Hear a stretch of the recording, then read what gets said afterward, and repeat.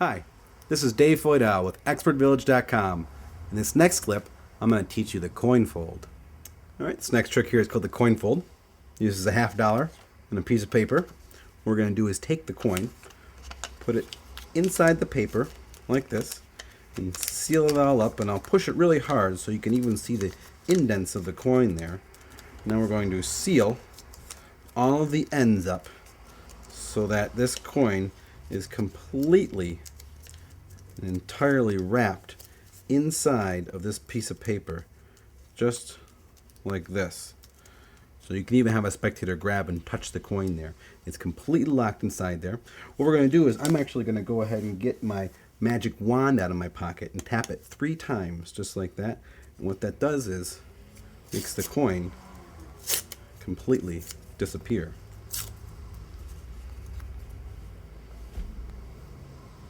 And now, here's how this works. So I'll need another piece of paper. Get rid of my scraps.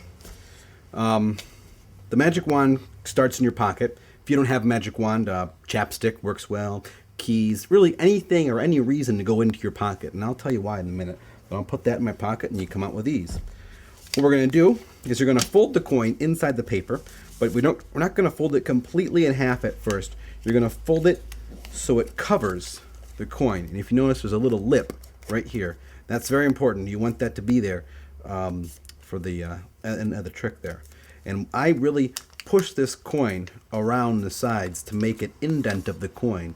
And again, that's key for later on too, because it makes it appear that the coin's still in there. Now, where the lip is, I'm going to fold backwards like this. You don't want to fold forward with the lip. You want to make sure you fold backwards. And if you notice, I have the coins right here, and I have a little bit of a gap there.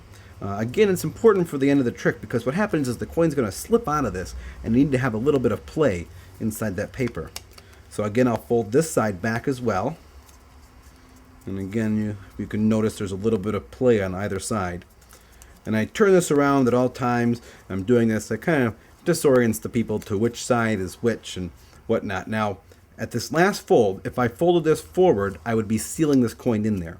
But I take it and I fold it backwards like this, saying it's completely sealed in there. On this side it looks pretty good, but from right here you'll see there's a big hole, an opening, where this goes right inside there like that. So as I seal this all up, I grab the coin at my fingertips. And I'm going to come to the side again to show you here. As I grab the coin at my fingertips, this hand comes to the side, and it's sort of like when I press this, the coin's going to fall right down into my hand again. So I'll let you see this from the front.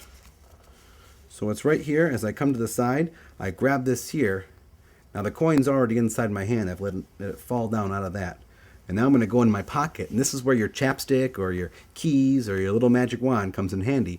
Because what I actually did is I went in my pocket and I got rid of the quarter, or the $50 here. So I'm here.